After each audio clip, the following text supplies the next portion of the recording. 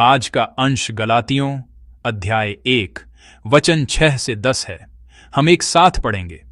मुझे आश्चर्य होता है कि जिसने तुम्हें मसीह के अनुग्रह में बुलाया उससे तुम इतनी जल्दी फिर कर और ही प्रकार के सुसमाचार की ओर झुकने लगे, परंतु वह दूसरा सुसमाचार है ही नहीं। पर बात यह है कि कितने ऐसे हैं जो तुम्हें घबरा देते और मसीह के सुसमाचार को बिगाड़ना चाहते हैं। परंतु यदि हम या स्वर्ग से कोई दूत भी उस सुसमाचार को छोड़ जो हमने तुमको सुनाया है, कोई और सुसमाचार तुम्हें सुनाए, तो शापित हो। जैसा हम पहले कह चुके हैं, वैसा ही मैं अब फिर कहता हूं कि उस सुसमाचार को छोड़ जिसे तुमने ग्रहण किया है, यदि कोई और सुसमाचार सुनाता है तो शापित हो। अब मैं क्या मनुष्यों को मनाता हूं या परमेश्वर को? क्या मैं मनुष्यों को प्रसन्न करना चाहता हूं? यदि मैं अब तक मनुष्यों को ही प्रसन्न करता रहता तो मसीह का दास न होता। आमीन। आज के पाठ में पौलुस हमें स्पष्ट रूप से कुछ बताता है। पौलुस एक दूसरे सुसमाचार के बारे में चेतावनी दे रहा है और वह इस बात पर आश्चर्य व्यक्त कर रहा है कि गलातिया के विश्वासी इतनी जल्दी एक दूसरे सुसमाचार की ओर फिर गए हैं। पद 6 में वह कहता है, जिसने तुम्हें मसीह के अनुग्रह में बुलाया उससे तुम इतनी जल्दी फिर कर। यहां इतनी जल्दी का मतलब सिर्फ समय की कमी नहीं है, इसका यह भी अर्थ है कि उन्होंने कितनी आसानी से उस बुलाहट को छोड़ दिया जिससे प्रभु ने उन्हें बुलाया था। तो यह ऐसा लग सकता है कि वह कह रहा है, इतनी जल्दी? मुझे सुसमाचार का प्रचार किए हुए ज्यादा समय नहीं हुआ और तुम पहले ही भटक गए हो। लेकिन वास्तव में वह उन्हें इस बात के लिए फटकार रहा है कि सुसमाचार इतना शक्तिशाली होने के बावजूद वे इतनी आसानी से एक दूसरे सुसमाचार की ओर कैसे झुक गए, जो वास्तव में सुसमाचार है ही नहीं। जैसा कि हम अच्छी तरह जानते हैं, गलातियों की पत्री बिना किसी लंबे अभिवादन के सीधे मुद्दे पर आती है, जो यह दर्शाता है कि गलातिया की कलीसिया में कोई बड़ी समस्या थी। मुझे आश्चर्य होता है इस वाक्यांश के द्वारा पौलुस उस मुद्दे पर जोर दे रहा है। वह कह रहा है कि यह बात कितनी अजीब है, यह ऐसा कुछ है जो नहीं होना चाहिए था और ऐसा उसने कहीं और नहीं देखा है। पौलुस ने कितनी मेहनत से सुसमाचार का प्रचार किया था, फिर भी वे इतनी जल्दी एक दूसरे सुसमाचार की ओर कैसे चले गए। यहां जिस दूसरे सुसमाचार का उल्लेख किया गया है वह वास्तव में कोई सुसमाचार है ही नहीं, वह सिर्फ एक झूठ है, एक धोखा है, कोई दूसरा सुसमाचार नहीं है। इसलिए पौलुस स्पष्ट रूप से कहता है, परंतु वह दूसरा सुसमाचार है ही नहीं। पर बात यह है कि कुछ लोग तुम्हें घबरा देते और मसीह के सुसमाचार को बिगाड़ना चाहते हैं। उस समय गलातिया में कुछ अन्य जाति के विश्वासी थे जिन्हें झूठे शिक्षक यहूदी धर्म अपनाने के लिए बहका रहे थे। यह दूसरा सुसमाचार इसी संदर्भ में था। उस समय की यूनानी संस्कृति में खतना जैसी शारीरिक प्रथा को बर्बर या निम्न समझा जाता था।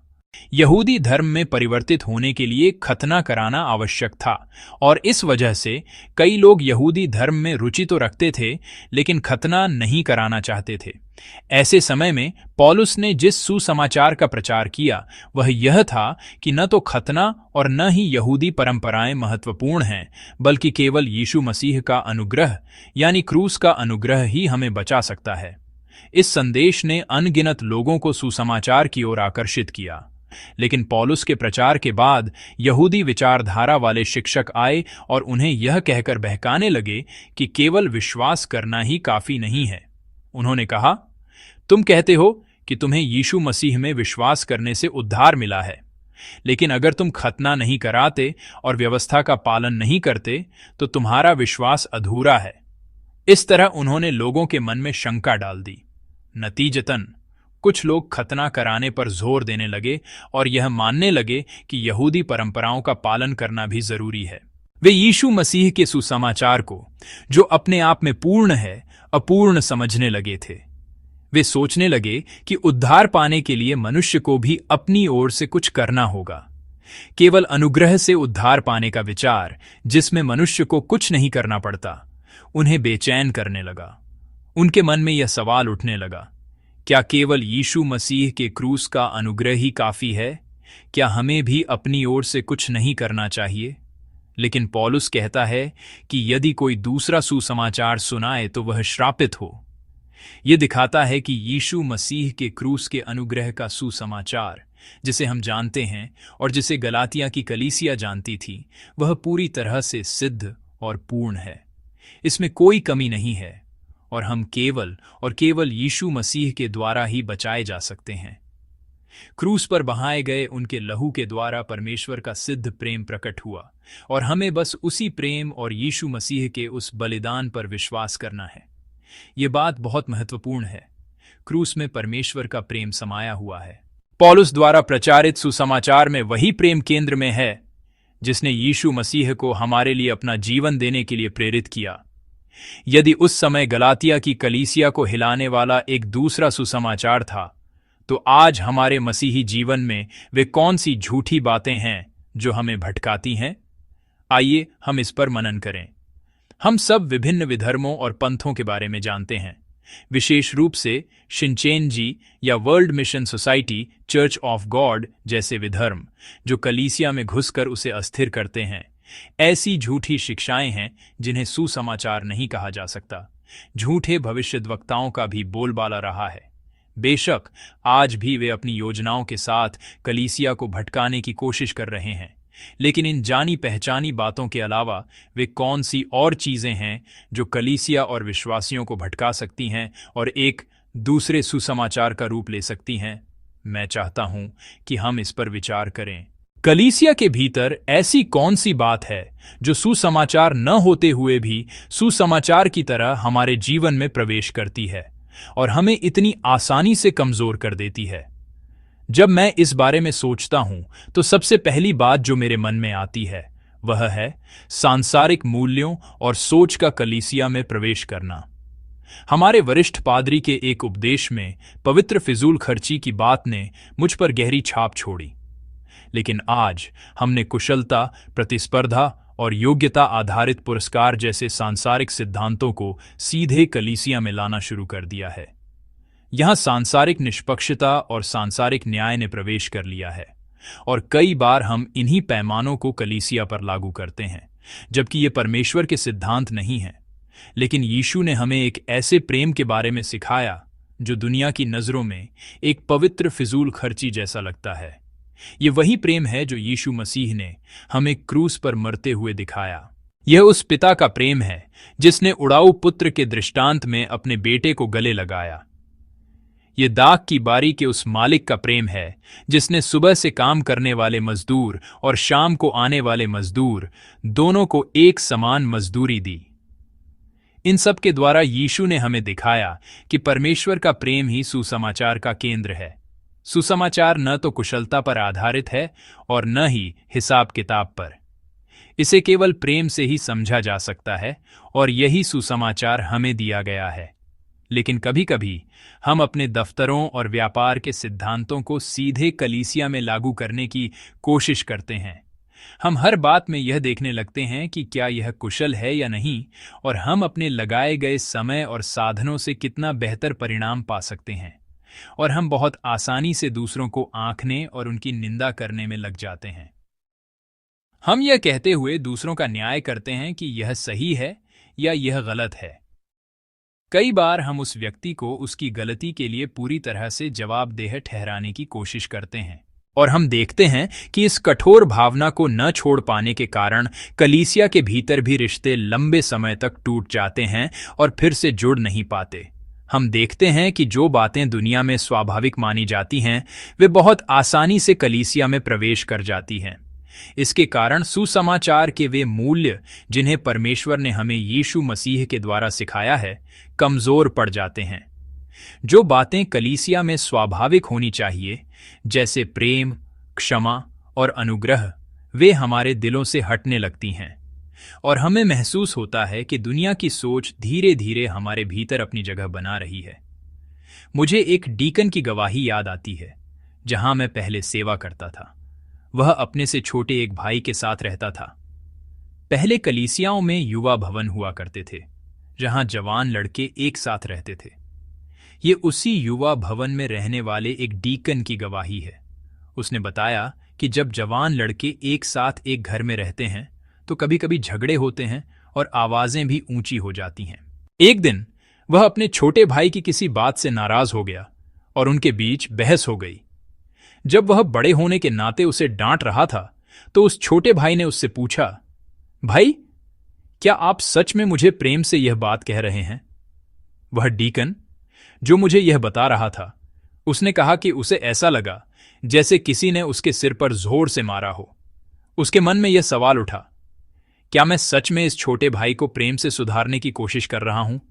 और उसने पाया कि उसके दिल में प्रेम नहीं बल्कि गुस्सा और चिढ़ थी।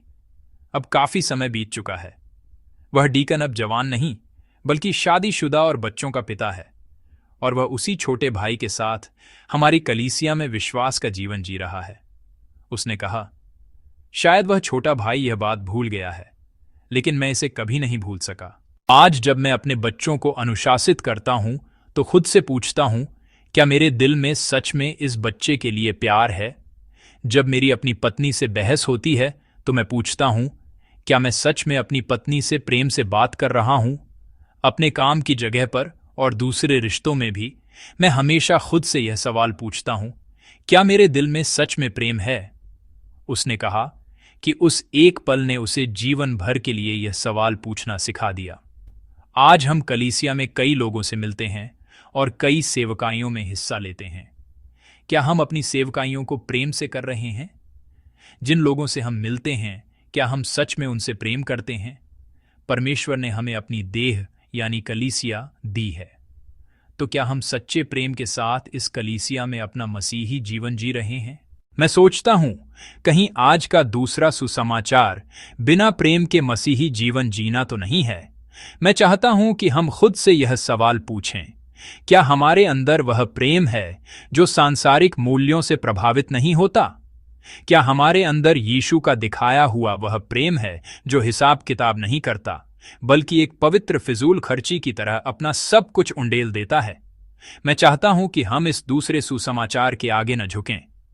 आज के वचन में पौलुस झूठे शिक्षकों को चेतावनी देता है कि यदि कोई दूसरा सुसमाचार सुनाए तो वह श्रापित हो। लेकिन पद 10 में वह यह भी कहता है, अब मैं क्या मनुष्यों को मनाता हूं या परमेश्वर को? क्या मैं मनुष्यों को प्रसन्न करना चाहता हूं? यदि मैं अब तक मनुष्यों को ही प्रसन्न करता रहता तो मसीह का दास न होता। पद 10 का यह वचन पद 1 के साथ भी मेल खाता है, जहां लिखा है, पौलुस की जो न मनुष्यों की ओर से और न मनुष्य के द्वारा वरन यीशु मसीह और परमेश्वर पिता के द्वारा जिसने उसको मरे हुओं में से जिलाया प्रेरित है। पौलुस स्पष्ट करता है कि उसका अधिकार कहां से आता है। वह परमेश्वर की ओर से भेजा गया है, न कि मनुष्यों को प्रसन्न करने के लिए। मैं चाहूंगा कि हम आज अपने जीवन को जांचें और सोचें, यदि हम उस प्रेम में नहीं जी रहे जो यीशु मसीह ने दिखाया, तो क्या हम सच में परमेश्वर की इच्छा पर चल रहे हैं? मैं विश्वास करता हूं कि हम सब जो यहां हैं परमेश्वर के बुलाए हुए हैं, लेकिन हमें खुद से पूछना होगा, क्या मेरे भीतर का वह प्रेमहीन हृदय जो दुनिया की सोच से भरा है और एक दूसरे सुसमाचार जैसा है, क्या वह परमेश्वर की ओर से है या वह सिर्फ लोगों को खुश करने के लिए है? मैं आशा करता हूं कि आज हम पीछे मुड़कर देख सकेंगे और खुद से पूछेंगे, कहीं वह व्यक्ति मैं तो नहीं हूं? इसलिए मनुष्यों को नहीं बल्कि परमेश्वर को प्रसन्न करने के इरादे से मैं आशा करता हूं कि आज आप अपने जीवन में यीशु मसीह के प्रेम से दूसरों को देखेंगे और एक ऐसा जीवन जिएंगे जो सच्चे सुसमाचार पर आधारित हो, न कि किसी दूसरे सुसमाचार पर। और मैं आशा करता हूं कि कलीसिया में लोगों, सेवकाइयों और पूरी कलीसिया को देखने का आपका नजरिया सांसारिक मूल्यों या किसी दूसरे सुसमाचार पर नहीं बल्कि परमेश्वर के सच्चे सुसमाचार पर आधारित हो, ताकि आप हर व्यक्ति, हर सेवकाई और इस कलीसिया को परमेश्वर की नजरों से देख सकें। इसलिए किसी की पीठ पीछे आलोचना करने के बजाय मैं प्रार्थना करता हूं कि हम सब सच्चे विश्वास में दृढ़ता से खड़े रहें और परमेश्वर की इच्छा के अनुसार एक दूसरे को, अपनी सेवकाइयों को और परमेश्वर की कलीसिया को प्रेम से अपनाएं। आमीन।